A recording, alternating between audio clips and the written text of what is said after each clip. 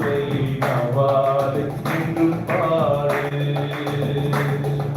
செங்கடல் நம்மை சூழ்ந்து கொண்டாலும் சிலுவையின் கிழறுண்டு. செங்கடல் நம்மை சூழ்ந்து கொண்டாலும் சிலுவையின் கிழறுண்டு.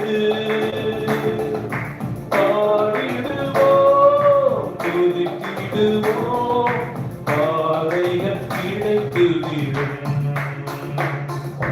பாடிடுவோம் துதித்திடுவோம் பாதைகள் கிடைத்துவிடும். நன்றியா துதிப்பாடு நம் இயேசுவை நாவாலே என்றும் பாடு.